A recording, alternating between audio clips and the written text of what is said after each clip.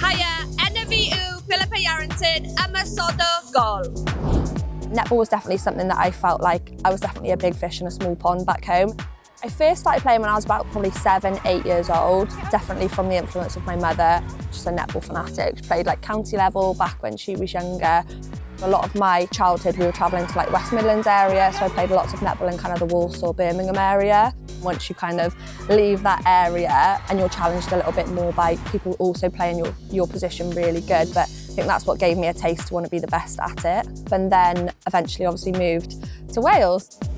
My best friend Lucy Howells, who was actually a Welsh feather as well and plays for the Next Gen team, said that Dragons were looking for potential players, training partners. So I got invited into training and from then got invited in as a training partner, quickly elevated into the 12 that year for Dragons. And Sarah, who's head of elite for Wales and for Dragons, came in, invited me into Welsh Feathers training to see how I'd kind of go as a trial. Once found out I was eligible to play for Commonwealth Games, World Cup, yeah, it was just kind of no-brainer then. A lot of people were like, oh, you're not Welsh. If I could pick to be English right now, I wouldn't. There is nothing I feel prouder than wearing the Welsh feathers on my chest. I love the team, the past players have had a massive influence on how I particularly feel to wear that dress. I definitely feel super, super proud. And like I said, I wouldn't change a thing.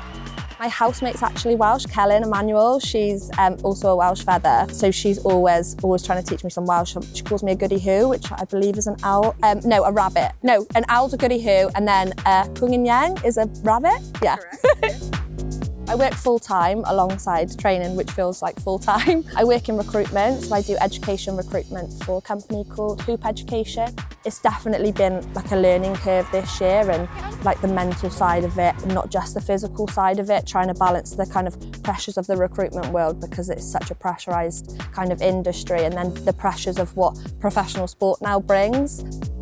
It's really exciting to be offered a contract in a squad of 10, and it was nerve-wracking last year, not knowing kind of where you would fit into it, and knowing that I was still kind of on a potential trajectory in my career and having so many aspirations still that I want to meet. It was a bit of a, it was a nervous time, and then obviously being offered that contract, I was super, super overwhelmed, really grateful. It's definitely not been easy, but it's definitely worth it.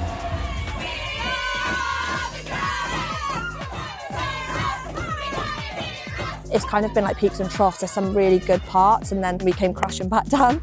It's about having those kind of performance-based conversations. It's that environment where you can challenge each other, and that's what makes it exciting. I love that. I love that people can kind of call me out on what they think I've done wrong, and if I agree, I'll agree, but if I disagree, you can